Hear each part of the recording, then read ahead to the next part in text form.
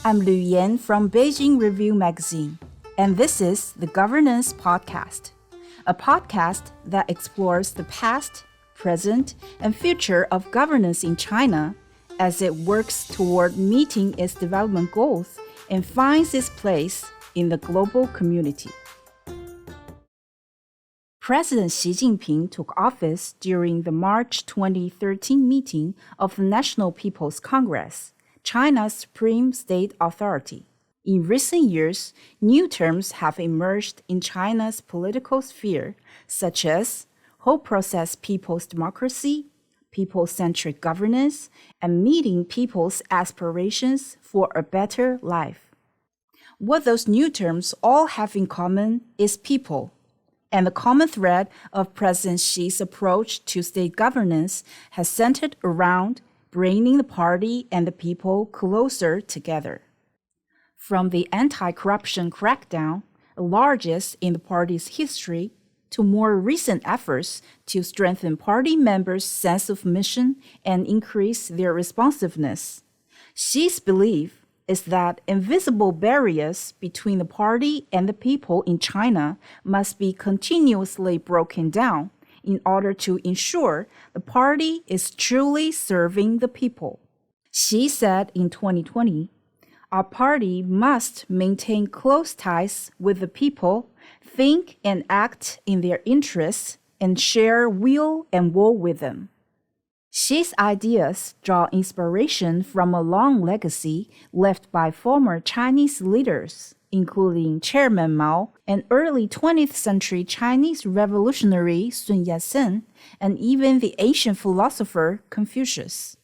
In this episode of the Governance Podcast, we'll be talking to scholars Joseph Gregory Mahoney, Wang Yiwei, and John Milligan White to learn more about the background of Xi's views on the relationship between the party and the people.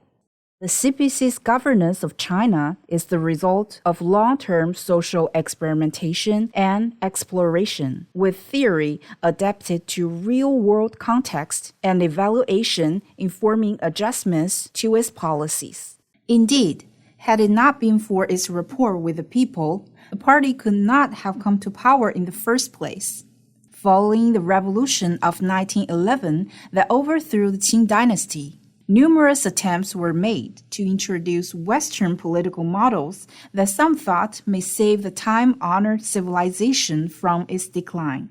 These included the parliamentary system, the multi-party system, and the presidential system, all of which failed to bring peace and stability to a tumultuous China. The CPC was founded in 1921 against this backdrop.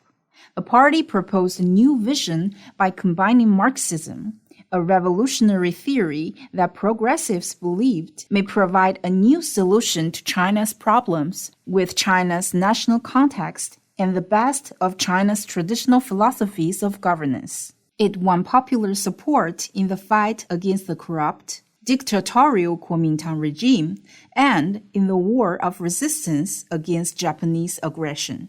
In 1949, the People's Republic of China was founded with the CPC serving as the governing party.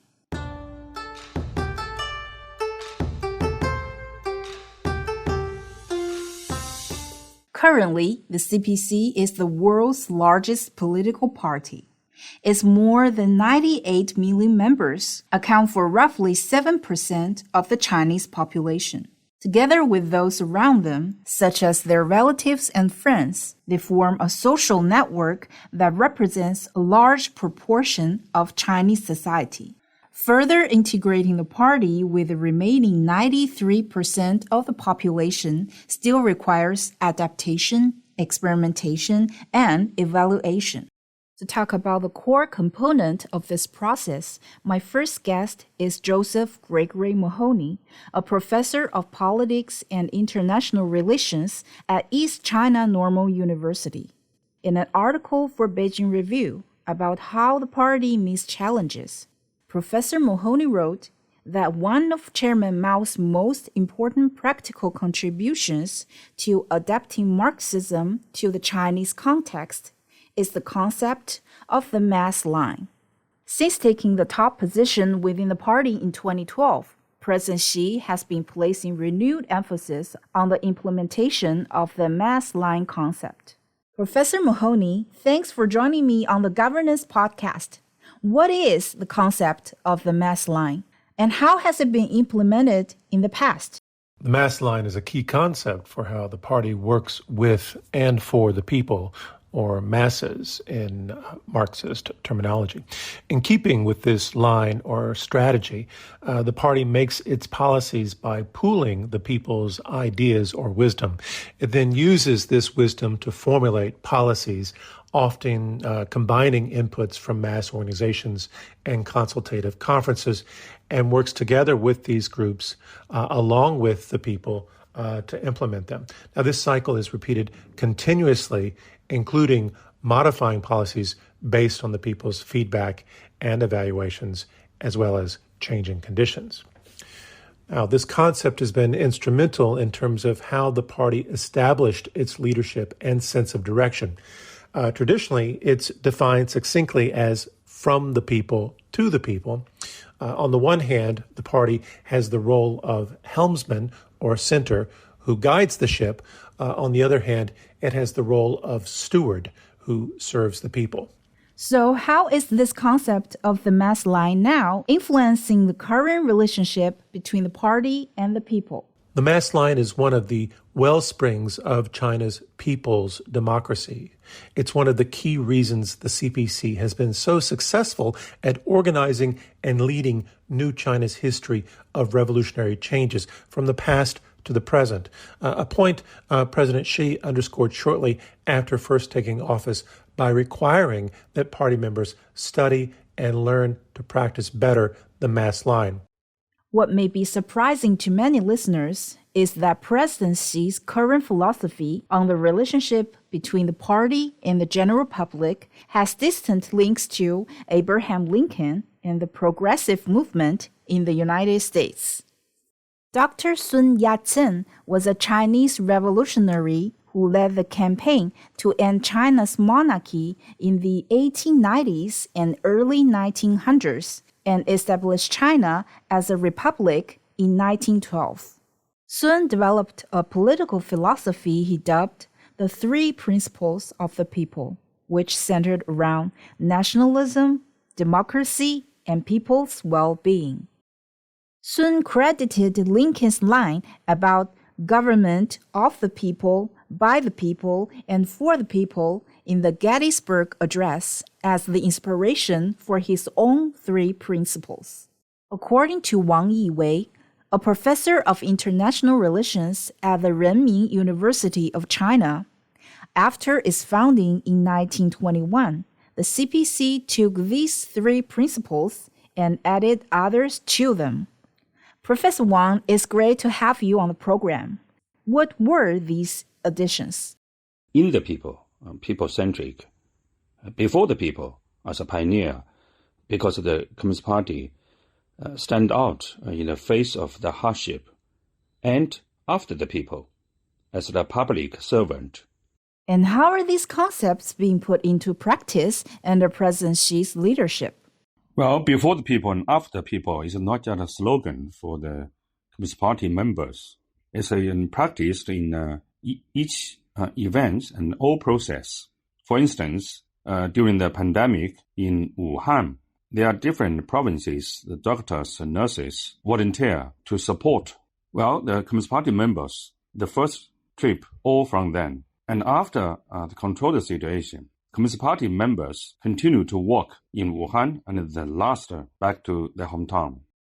The aim of ensuring the party governs from within the people is to ensure that party members won't rest until all people enjoy security and comfort. The idea of governing from within dates back thousands of years to Confucius, who advocated that the main role of government was to educate and transform the people, not through legal regulation and coercion, but through personal leadership and moral example. According to Confucius, the faith of the people in their government is of the utmost importance, and building that faith Or, in modern terms, earning public confidence in the party is a major motivation for current efforts to maintain close ties between the party and the people. This idea was echoed 2,300 years ago by the Greek philosopher Plato, who introduced the idea of governance by philosopher-statesmen. Executive chairman of the American-China Partnership Foundation, John Milligan White, joins me now discussing how Plato's writings describe the China of today. Welcome, John. John, Plato described an ideal human society in which a group of guardians were chosen to rule based on their character and abilities. In what way does that describe the current leadership under President Xi? To me, the CPC is like China's guardian party. It created the People's Republic of China, and it has guided it in this tremendous economic development and poverty alleviation. Out of 1.4 billion people, China has generated what Plato would call a philosopher-statesman. So what would you say is the difference between a professional politician and Plato's philosopher-statesman? The difference is you have an entire system of thought, which is called Xi Jinping thought, which plans and it sets a mindset not only for within the party, but amongst the 1.4 billion people. And how would you say that mindset influences the relationship between the party and the people today? One of the things I admire about China is what is called China's people-centered democracy has basically combined the idealism of socialism, that you should benefit everybody, with the idealism of democracy, which is that government should serve the people's interests, with the long historic tradition in China.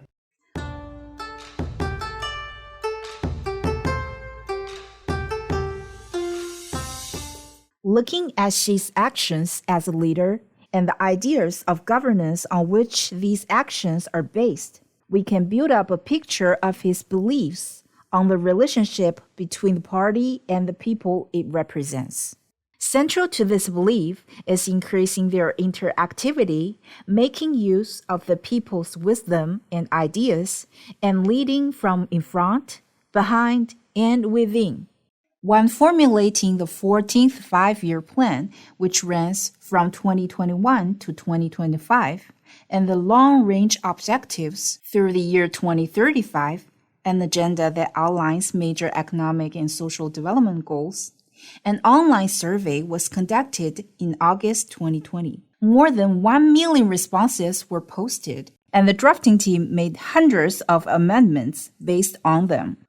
From July to September that year, Xi held meetings with entrepreneurs, scientists, economists, and experts from other areas to pool their wisdom. He also took fact-checking trips to a number of provinces, and the non-CPC political parties were consulted as well. By giving consideration to the aspirations of all sectors of society and building consensus, the plan became both visionary and workable. This is one example of how the party exercises its leadership, proposing policies based on extensive research and consultation, and implementing them through public engagement. Crucial for doing so is building the moral integrity of the party, not only to earn the people's confidence, but also to increase the party's ability to lead by example. Going forward, the party plans for this leadership from within, and the relationship between the party and the people to continue to grow, a story that we'll come back to in future episodes. Throughout this series, we'll be exploring topics related to President Xi and how governance is practiced in China. To stay up to date on the podcasts, visit the Beijing Review website, bjreview.com. Find us on YouTube or Spotify with the tag Beijing Review. or look for us where you get your podcasts. I'm Lu Yan in Beijing. Thanks for listening to the Governance Podcast. Bye for now.